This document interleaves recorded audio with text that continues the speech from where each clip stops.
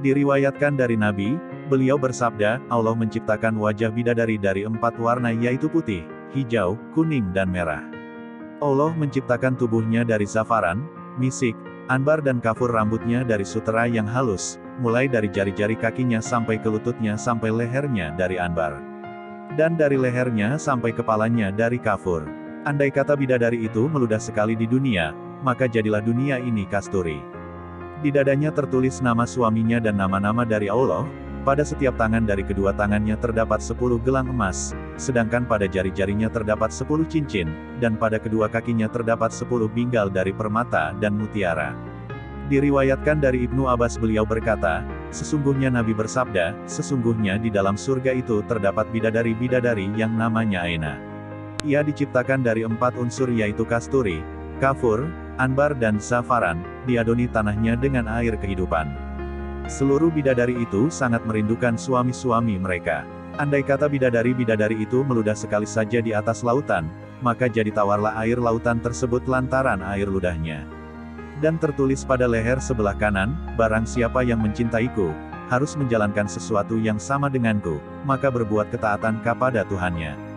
Diriwayatkan dari Ibnu Mas'ud beliau berkata, sesungguhnya Nabi bersabda, sesungguhnya ketika Allah menciptakan surga Aden, Dia memanggil malaikat Jibril seraya berkata, wahai Jibril, berangkatlah kamu kepadanya dan lihatlah apa yang telah aku ciptakan untuk hamba-hambaku dan wali-waliku.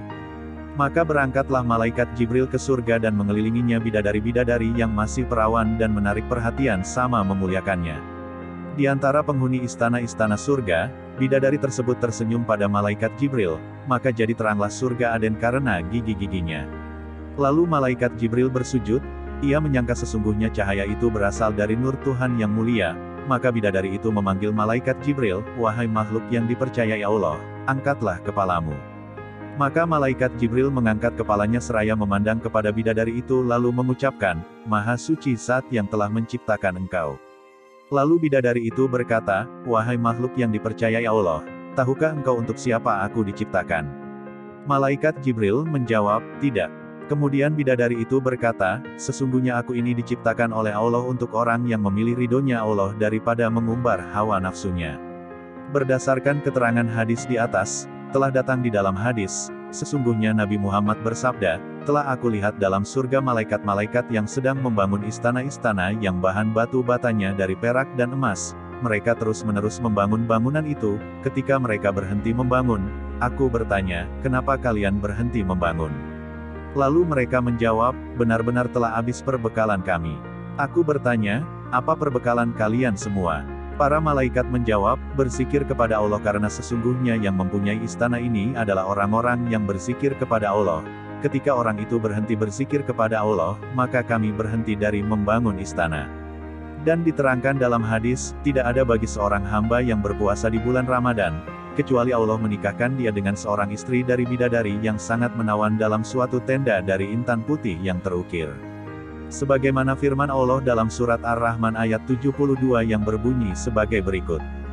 Bidadari-bidadari yang terkurung dalam tenda. Maksudnya adalah bidadari-bidadari yang terpelihara dan tertutup di dalam tenda. Dan setiap bidadari itu memakai 70 pakaian, setiap seorang manusia itu disediakan 70 ranjang dari yakut merah, pada setiap ranjang terdapat kasur dan setiap kasur terdapat seorang bidadari. Setiap bidadari mempunyai 1000 pelayan yang membawa piring-piring dari emas, lalu makanlah bidadari tersebut dengan suaminya. Semua ini diperuntukkan bagi orang-orang yang berpuasa pada bulan Ramadan, selain amalan dari perbuatan yang telah dilakukan pada bulan Ramadan dari kebajikan.